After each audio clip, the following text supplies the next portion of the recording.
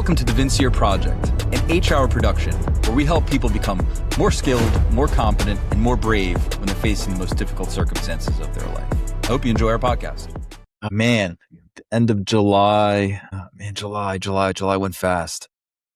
Went really fast. We used to have panels that were going to go up on the wall, and then they didn't because my wife said it didn't match, and then I got my monkeys loose, and because we're human, and that's kind of what happens. And man, what a good summer though. Great summer. Like everybody on my end is healthy. We're in a good season. That's not always the case, right? And so sometimes when you're reaping and you're winning, people feel like there's some way that they're like meek or modest or humble. Or, I don't know. I think the goal is to be victorious, right? That's implied in the name of this podcast, and to overcome things. It doesn't mean we don't go through bad seasons of life. I think I'm a poster for that, in many ways. And I think there are many other folks, right? There's wonderful examples of people that have overcome these incredible adversities.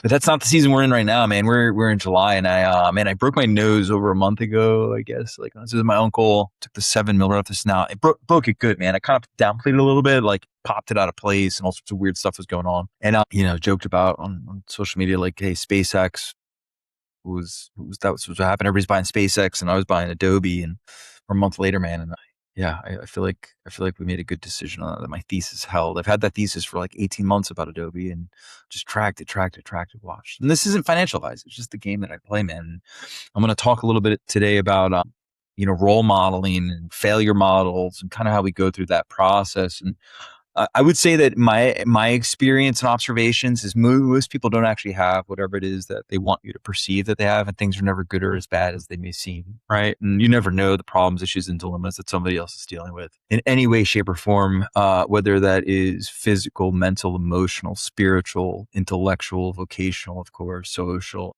Lastly, financial. There's a lot of assumptions implied in that stuff. And as I alluded to before about the SpaceX versus Adobe thing, like the hype machine versus where's real capital being allocated and deployed, it's just a language that requires some learning and paying attention. One of the books that I like, it's in the top, right? It's on my top of my bookshelf, is The Intelligent Investor. And I think some of the things are outdated in terms of how Ben Graham saw the world, but there's no doubt that he had a massive influence on Warren Buffett. And I think in turn, a whole bunch of other guys here. And I study folks like that. So how do you, like, people know Warren Buffett for whatever they know him as, the Oracle of Omaha, and as a great investor and all those things. And I've read a ton about the dude, him and Charlie Munger, and their relationship, and two very different people with very similar value sets. And one of my favorite people as a result of those studies and going along the way is I came across Tom Murphy. And, that dude, man, it's just hard to explain, what he did as a CEO, and man, how he deployed capital and cash flow margins, and he was always concerned about the tax implications for investors. And it got me the idea with H-Hour, because we have shares of H-Hour right now. Earnings per share, that's my job, is to leader of the small business if we're going to grow and become this thing. And if I was to raise money with all of my friends and family, and they all gave me $1, and I told them how much I was going to give them back, in what timely order and fashion, how would I do that, right? And it has me playing in like terms of John Malone, and like, he didn't believe in a dividend. He wasn't a dividend guy. Neither's Warren Buffett though, and I think of a Berkshire like that, but not the point. And well, yeah, it is part of the point, but his approach overall was always to figure out ways to limit the tax implications. So in my mind, for a small business, I'm like, man, I'll raise enough capital to deploy it into the two platforms that I believe would serve a human service business very well, to extend upon and build upon their existing cash flow. What would I do? And I have a good plan. And that's like, who are the people I need? So if they give me the $1, then I have an obligation, a commitment to back that somehow, some way. I'm going to do that. I'm going to honor that every nickel of it on a personal way if I need to, a personal basis. But through the business, I think I just want to help my friends too. Is like, whether the initial investment's a lot of the money to them or not, it's the fidelity in the transaction of they believe in the brand, each hour, like the thing, right? The logo, the brand, the company, Vince, Brooke, and the team. And, of course, the training and event side is Mary, but that's a separate entity as far as the counseling side, we're trying to raise some money. And for me, how do I return that money with no tax implications? And I have some ideas, and I think I'm going to figure it out. But I think that might be a better way. So then, is it a loan at that point? I don't know. Is it some sort of redistribution? What does the agreement look like?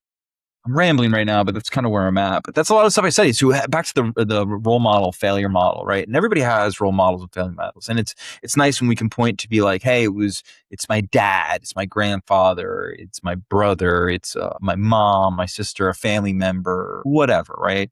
My teacher, my coach, and I feel like we get presented a lot of different models and a lot of different ways, shapes, and forms. And not every single person is going to be everything, all encompassing. Some are going to be failure models in some capacities. They may be role models and have massive success in some domains, and they can be explicit failure models in other avenues. And I think that's something we have to be honest with. So for example, there are people that are wildly successful in business that aren't good people. But alternatively, there's people that are terrible at business and they're wonderful fathers. And I think that's kind of the juggling act in all of this. Nobody can be everything to everybody. So for me, when I started HR, I was like, I don't know anything about business. I don't have an MBA. There's no trust fund. I don't have a rich daddy or I'm stepping into his business or something like that. I don't have I have a wonderful network, but I don't have somebody that's cutting me $1 million checks to make this thing happen. There's no backing like that.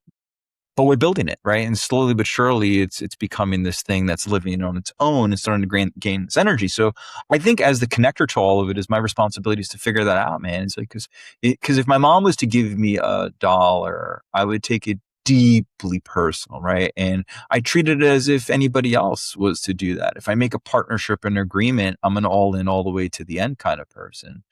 And that's a characteristic that's favorable for somebody like myself that's running a small business. I think when you have people that have traumatic childhood at times and then you add more of that and then I think the only way to do it is run a small business or some sort of entrepreneurship. I don't have it in me to ask permission. I know what the right thing is to do and how to serve people. And then we have evidence and proof to support that. And it's painful, and it's hard, and it's slow going. And we're approaching 7 years of this thing, right? And I had a meeting the other day and I had to remind somebody like, yeah, I remember when there was no client, the zero, right? So, when you start to align and start to bring on people, there's going to be verbal interactions, conversations. And if the agreement can't be done on a cocktail napkin, it can't be done, right? Like that's how I practice it. And so the big screening is like, do you like to have fun, help people make money doing it? And if you don't like to do those things, then Vince is never going to be the guy for you, Mr. or Mrs. Investor. And I think that's kind of a cool idea. I think the funny thing is the ethical boundaries and the weird space. Cause like, let's say I had a client and like they hadn't been my client for like 2 years, right? I could be in a romantic involvement with them at that point, right? That's an ethical blind spot people don't consider. But I also think about the financial implications. Let's say it's been 2-3 years, I haven't worked with a person and that's what they do and part of their thing. Would I be off on offering that, especially when they know firsthand exactly how good the product is? Like that's the part that's tricky in it, right? It's like there's still people that will see this, listen to this, or they see like whatever we're doing out in the world and they just like are so negative naysayers. They have but I self-selected. Why not me? All of it, and I think that's kind of what we're doing, man. We're just over delivering for individuals and small groups, allowing people to be delighted. But yeah, John Malone, Warren Buffett, people like that. I mean, I think there's some core competencies, so there's some really, really important core competencies that I have noted here. I think what happens is when you have somebody that doesn't have a massive amount of managerial experience, just enough. That's somebody like me. I'm not corporately groomed. I wasn't an officer in the military. I don't have that. A little rough around the edges, or like deeply personal connections and undying loyalty. See, I can keep an acquaintance or accommodation or relationship with somebody, but the minute I sense or sniff that there's not an undying loyalty in that, I just play it exactly as is. I'm never going to be state's evidence on anything. That's not what I do. Talk to the cops. It's not my game. But so that's the part in the investing part. Is an all in person. So if somebody invests, I believe they're all in. They're making a big bet and support that. Hard to do. But the competencies, right? Man, little prior managerial experience. I have enough, right? Like I have enough, definitely. Capital allocation is the primary activity. That is what I do. 1,000 million trillion %. Right. And that is 100% what I've been doing for nearly a decade is that I take capital and deploy it on a personal level and through my business. It's working. Right. We approach 7 years next week. This August 1st, we have the 7-year anniversary of HR. We're not going to do anything special. The 10-year one is going to be pretty epic, I think. Brooke and I are starting to lay the tracks for what that looks like, but pretty huge. Optimize long-term value per share. Look, HR has 100,000 shares, right? And the EPS, earnings per share, is my job. At the end of this year, we'll measure, assess, and evaluate that. Hey, like Vince, are you growing the business or you're not? point blank period. And the advantage I have is still I play owner operator role, right? So I still am a practitioner. I still do see 10 to 15 clients a week. I don't know at what point that would end. It's something I think I'll do to the day I die, but the decisions, my job is to think and make decisions. Brooke is the operations of it and the day to day. And sometimes we interconnect on things and decisions, whether it's financial or personnel or otherwise. And we are disconnected in some ways. And it's for the safety of the business, right? Because I'm all gas, she's all brake. And somewhere in the middle, we take good turns, right? And that's what we're doing. So that long-term value per share, I take full responsibility for that. The margins, returns, free cash flow, drive that up at all times. Toilet paper costs money, right? Always have an analytical, frugal, and independent mindset of regardless of what the market economy is doing. Starting a business pre-COVID, right before COVID, trying to get smart on a business and then trying to build it during the middle of COVID, I think was just, man, I feel like I got picked by God for that. It was a wonderful opportunity to build these deep, meaningful relationships. My first wave of clients and the handful of people I've seen come and go through HR that did their tryout in private practice or with partnership, and it just didn't make sense. It didn't fit for them. I understand. I'm grateful for every single person, every step of the way, clients included, right? Like that's part of the game. We're in the human services. Orientation is to the long term. And for me, I turned 46 this week. So now it's 29 years. I'm going to do this for 29 more years. That's the plan. We'll see. But the runway is so long in that capacity, right? So I always think about the exit, right? And we got a ways to go before we're anywhere near there. And I think that I always consider that when making a decision though, right? So like, hey, with this decision right here, with this person, place, or thing, or this decision with capital or strategy or taxes, would this matter in 30 years? Is it yes or no? And I find that it's maybe 2 to 3 decisions a year that matter that much through my lens and filter. It's my job to be prepared to present to them and hear all the no's. But I think that's having good people around you and good counsel, right? People ask questions and that's what I'm benefit having. And then they define, it's funny, the furry animal or describe the furry animal that would describe the outsider CEOs. And it's all captured in the book by William Thorndike, The Outsiders, which I would highly recommend if it's of interest. But for me, it was life-changing a while ago because I'd read a couple books about a couple of these people beforehand. And William Thorndike did a good job organizing and packaging them all together. And it offers a little bit of that contrarian thinking when you're making decisions to go with the market or go against the market in some ways. And I think there's that juggling act in there that can change at all times, and I find that we have hit a good stride with all of that stuff. So that's what we're doing. That's what we're doing on that end. I think I talked Brock into running across New Jersey, maybe north to south, most likely west to east, or maybe east to west to east. I don't know. That's kind of interesting actually. Or maybe we run from where we're at down to, maybe we go down to the Coast Guard basic training where he's at, where I think he came through there. I'd assume he did. I don't know. That's right. I think all the Coast Guard guys come through. Celebration campaign. I don't know. We got to think about this, but we're going to do a fundraiser. That's what we're going to do it for. Who we're going to raise money and funds for, I don't particularly know. And I really want to do the veteran housing thing. I think that is a way for the community to rally and help a handful of guys because I know what it's like to be strung out, drugs, struggling with PTS. Guys need support and help. And it's a confidence game. And I think there's things that I think we can bring to life, but we'll see.